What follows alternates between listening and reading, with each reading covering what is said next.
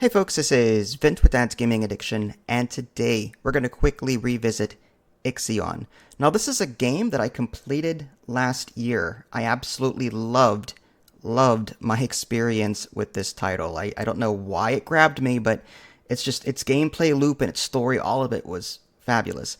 And revisiting it this year, I'm actually on my second playthrough right now. I wanted to sort of create a video that showed off some tips and tricks and things I wish I knew prior to my run from last year, because there are a couple of things that really tripped me up last year that caused me to have to reload my save multiple times, because this game can be pretty brutal if you're not watching. To that end, these are just beginner tips, and I'm going to try and keep things as spoiler-free as possible, because 50% of this game really is the story. So, alright, let's go ahead and take a look at some of the things I wish I knew prior to starting this game. Now this might seem kind of obvious, but the first thing that you should do when you first enter a system is to open your map view and start using your probes to look around and find points of interest. Start close to your ship, because it takes time for your mining ships and your cargo ships to get from point A to point B. So start within the immediate area around your ship and then start branching up from there once you start running out. But you want to look for not only resources, but also research and those gold exclamation point markers. Those are quest markers. But typically, that's what I do. I look for resources because, those are important. You need to keep up with your resources.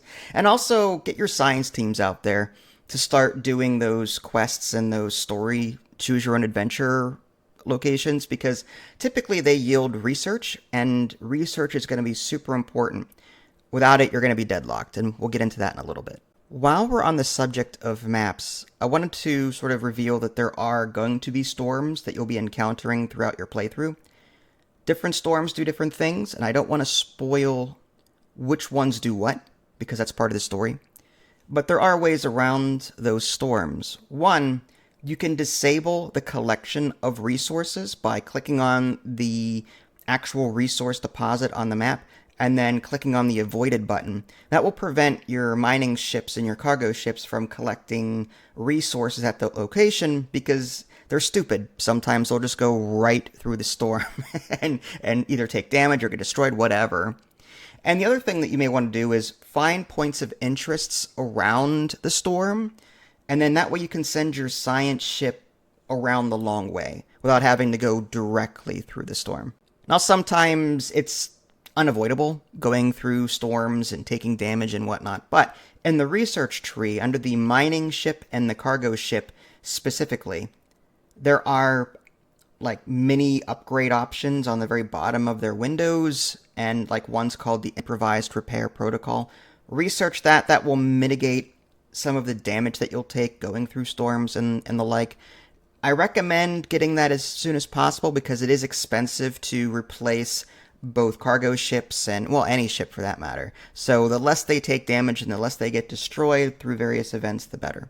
So your ship, the Tycoon, can be moved, whether it be from one planet to another within a system, or you can jump whenever the story calls for it from one chapter to the next.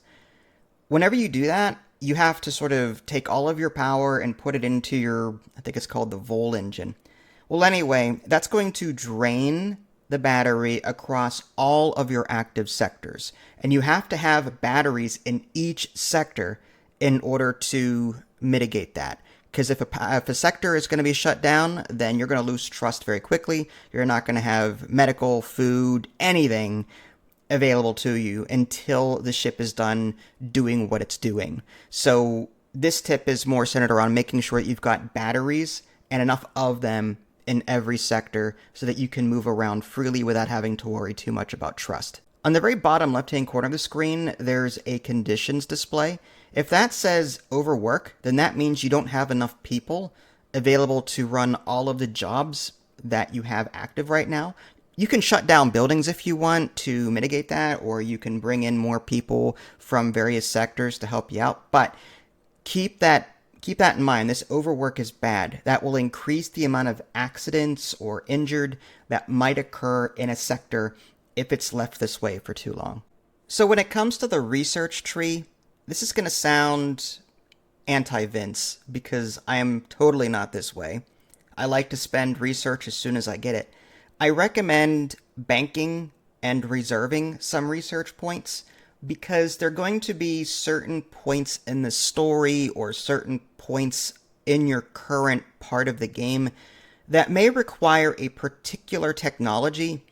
And if you've spent all of your research and you have no way to get some immediately, you're going to be sitting there for a while waiting for research points to start trickling in because you do earn them passively. Your research center will generate research points slowly. At first, it's like 1 point for every so many cycles, but you can upgrade that down the line through the research tree. But yeah, keep some in reserve because there are certain situations where you're going to need this technology right now because reasons. And the other thing I want to mention is each of these techs typically have sub-research categories that you can like research. They're like little mini researches on that subject, like housing, for example. And that's super important because these upgrades will typically make the existing thing better, and that will make your ship overall just more efficient. On that subject, if you get a structure that replaces an existing one, disassemble the old ones because typically the new ones are way more efficient. For example, optimized quarter is an upgrade for the housing. Once you put those down, you don't need your starter ones anymore because the new ones, the optimized quarters, way more efficient. They hold more people for the cost, for the size, the space, all of that. And on top of that, they give you a stability bonus, which is great. So don't be afraid to move things around regularly to fit the new research level that you're at. So I mentioned earlier that it's possible to be overworked in a sector, and typically to resolve that, you move workers to that sector to make up for the lack of people there to handle all those jobs. But if you need more population, your go-to is find cryopods and then revive people. But this will lead to a new type of people called non-workers, and these non-workers don't do anything but take up space. Luckily, once you research and build the Colonization Training Center, you'll be able to train them as colonists, and these colonists are used during certain science vessel events on planets, so make sure you've got some of these colonists in reserve for, various events like that. They are very useful once you get them up and running. This is my favorite part of the game. There are a total of 6 sectors in your ship. You're going to be unlocking them as you go. And you can make them all a jack of all trades. You can specialize, this sector does food, this sector does manufacturing, this sector does this. You could do that. But what I want to emphasize really is getting used to the screen so you can make sure that the right resources are going to the right sector, supply and demand kind of thing. And also making sure, by saving yourself time, making sure that your mining ships and your cargo ships, specifically the cargo ships, are being sent out to get the right things to come back to drop off to the right sector. So for example, if Sector 2 is your industrial sector, you're going to want to bring in the raw iron, the silicon to that sector. So make sure all of your cargo ships from Sector 2 are filtered to only pick up those things. Whereas, say, Sector 1, maybe if it's food related, you can have its cargo ships get whatever, the finished goods that might be in the environment, cryopods, whatever. But make sure that the cargo ships from Sector 2 are getting the raw resources. That way it saves time so that you don't have to then transfer resources from Sector 1 over to Sector 2. So throughout the game, you're going to be getting hit with these stability penalties, and some of them are permanent. Some of them are like, well, you spent too much time in your current sector, so we're going to give you a negative debuff until you leave it. While other ones are like, we're devastated, so, we're permanently, for the rest of the game, here's a -1 to stability debuff.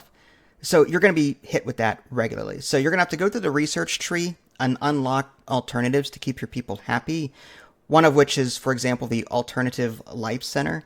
You're going to want to put one down in every sector if you can. And there's going to be like memorials and other things that you'll unlock over time that you can also put down. So my advice here is make sure that you're not filling your sectors to the brim. Leave some empty space for these structures because you will need them. Before jumping to a completely new sector, I highly recommend that you take some time, wait around, and fill your coffers to the brim with various materials because you will need them. When you get to the new sector, typically you're tasked with doing all sorts of crazy things, building this, building that, opening a new sector, whatever. So you're going to need those resources. So make sure that you're preparing yourself before you jump. Now just keep an eye on your stability though, because if you spend too long in a particular system, you will be hit with a temporary negative debuff. So as long as your trust, however, is in the positive, there's nothing to worry about. You can stay there for as long as you need to. And it wouldn't hurt to take one last look at the map to make sure you didn't miss any research places because, well, I mean, there's nothing worse than moving on to a new location than missing out on some potential research points. So, with that being said, use your mouse cursor, look around the map, and make sure that there are no spikes on the blue section of your probe screen. Save often. I can't emphasize this. Save often. You're going to be coming across a number of different story events with your research teams. These are typically a multiple choice kind of thing. And while most of them will grant you resources, sometimes your whole crew will die. And you'll lose a ship or whatever. Make sure that you're saving often. You're going to thank me for that, especially toward the later chapters when crap really starts hitting the fan. Last but not least, this game has a wide variety of difficulty settings, sliders, drop-downs. It's great. I love it. And you can customize those mid-game. Just hit escape, and then you can customize the difficulty from there. So if you made something too hard or too easy, you can adjust that. Now, for a more casual experience, I highly recommend adjusting the ones and disabling the ones that involve the loss of hull integrity or hull depletion. So throughout the game, you're going to be losing health automatically unless you've got a certain repair bay up and running. So you're constantly repairing your hull. It's just a constant loss of hull integrity. And that's going to get worse. Every time you jump, every time you open up a new sector, your hull depletion is going to go up, meaning that you're going to have to repair more and more and more and more and more throughout the game. So if you're wanting a more casual experience, disable those. But again, if you don't like that, re-enable them. Well, that ought about do it. If you guys have any tips yourselves that you'd like to share with the community, feel free to leave them in the comments below. Try to keep it as spoiler-free as possible for first-timers, please. And if you guys haven't already, subscribe to me on Twitch and YouTube. That way you can stay up to date with any new content I happen to publish. This is Vince, thanks for watching, and I'll catch y'all next time. Take care.